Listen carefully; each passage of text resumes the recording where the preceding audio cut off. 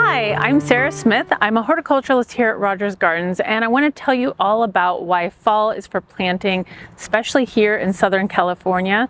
It's definitely the time to get out in the garden and get things going. Most gardeners think about spring as the ideal time for planting, but actually here in Southern California, that's actually not quite the case.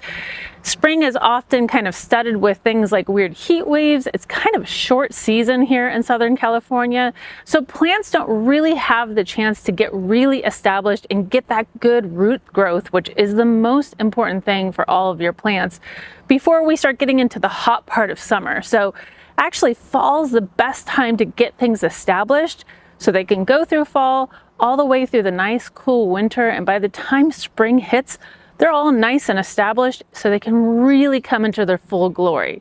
So here in Southern California, we're finding that that's actually the best time to start getting plants into your garden and really get things established and beautiful so you can kind of sit back and enjoy spring a little bit more. There's a couple of different things we should be doing in fall to get our gardens ready. The very first thing is you'll notice that any of the native plants are kind of coming out of their sleepy, summery slumber where they were looking kind of sad and sorry, and then you're going to notice new growth coming out on them. When you start seeing that, that's when you know it's time to get going in your garden.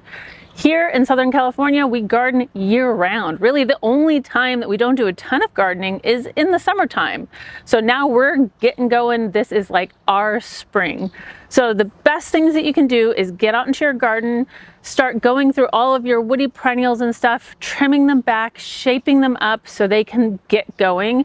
So you want to kind of step back and take stock of what's going on. What plants do you want to take out? What didn't do good the last couple of years? Do you need to remove that plant?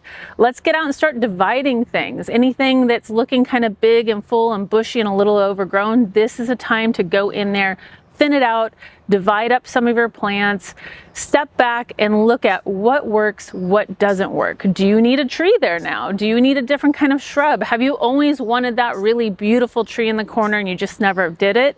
This is the time to do that. This is the time when you should go out into your garden and look at where maybe you want to add a little space so you can actually enjoy your garden more.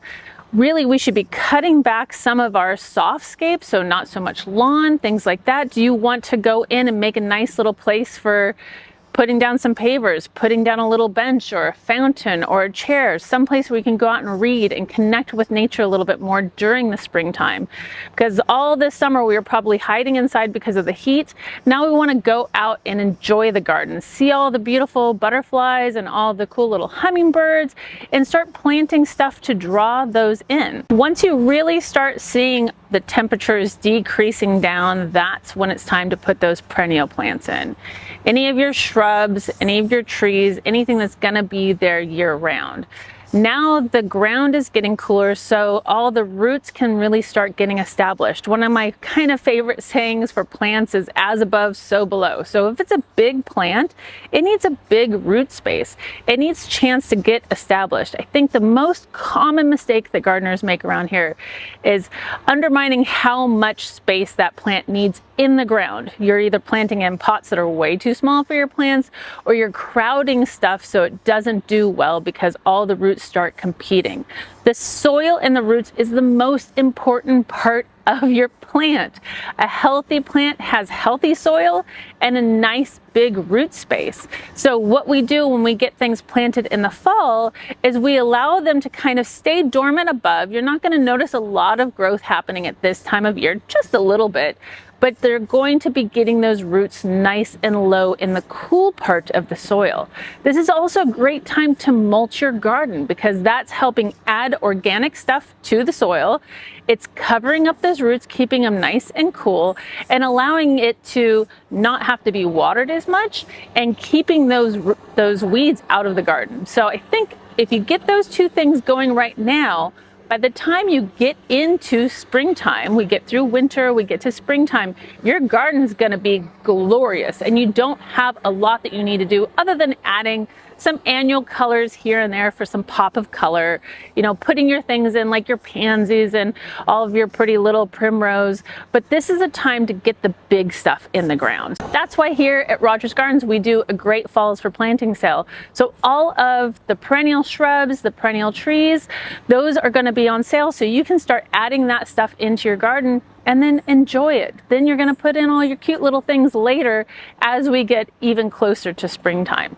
The other thing to really think about here in Southern California is fire safety. What areas can you add some ground covers and some mulch to keep your yard safe from fires?